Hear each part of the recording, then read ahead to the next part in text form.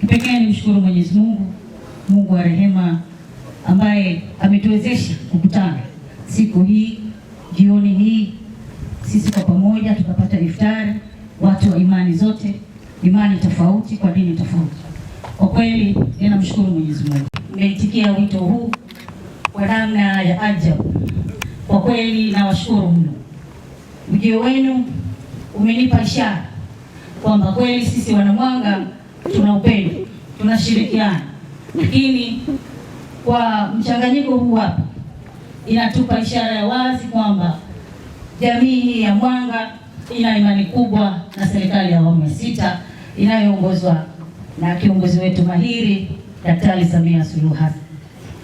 Hii imenipa ishara kwamba viongozi wa dini zote wana imani kubwa na serikali na wako tayari kushirikiana na serikali kama ambavyo wanashirikiana siku zote, lakini makundi mbalimbali, wananchi, na hii inaenda kuimarisha upendo na kudumisha umoja na mshikamano baina yetu.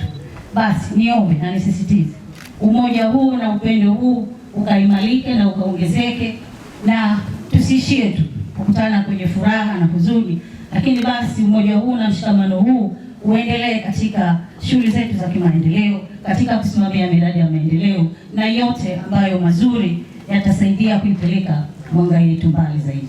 Hakuna lolote unaloliweza kulifanya duniani ukasema hutalipwa.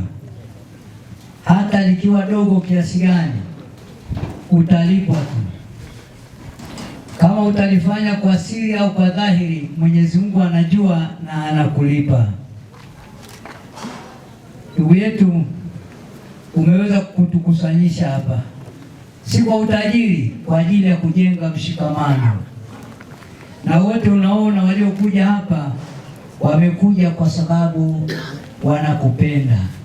Kubwa zaidi uliolifanya kushirikisha viongozi wa dini katika madhehebu mbalimbali.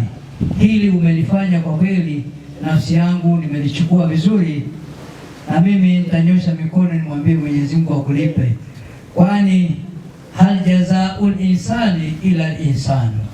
Mwenyezi Mungu atakulipa kikubwa zaidi ya hiki ulichofanya. Hili insani uliofanya, umetukaribisha, tumeweza kuonana, tumeweza kubadilishana mawazo, hata kulipa kwa kadri ya uwezo wako.